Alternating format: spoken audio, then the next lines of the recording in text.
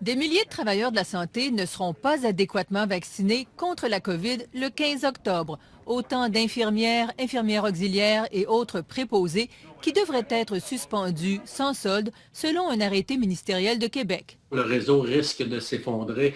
Je parle pas juste pour Chaudière-Appalaches, je parle pour toute la province de Québec au complet. La très grande majorité des travailleurs de la santé étaient déjà adéquatement vaccinés le 21 septembre, selon les données de l'INSPQ. C'est le cas de presque tous les médecins et pharmaciens, de 92,4 des infirmières, 85 des infirmières auxiliaires. La couverture vaccinale varie aussi selon les régions. Elle serait plus faible à Montréal, par exemple.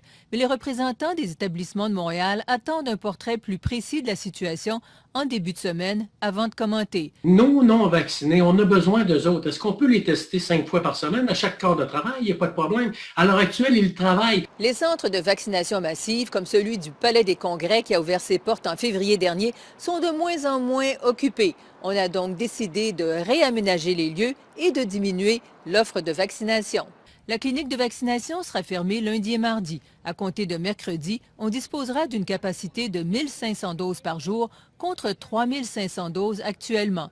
Laval mise aussi davantage sur les cliniques mobiles. L'offre de vaccination de masse là, semble un peu s'essouffler et que les gens apprécient qu'on est dans leur milieu. On rejoint une clientèle aussi qui ne se serait pas déplacée en centre de vaccination de masse pour différentes raisons. Donc, on a vraiment d'excellents résultats. On donne environ 2000 doses par semaine en clinique mobile. Ces centaines d'infirmiers et infirmières qui ont été mobilisés pour les centres de vaccination pour la COVID, eux, ils doivent retourner au travail parce qu'il en manque partout des infirmières. On a administré plus de 260 000 doses de vaccins contre la COVID-19 au Palais des Congrès. André Ducharme, TVA Nouvelles, Montréal.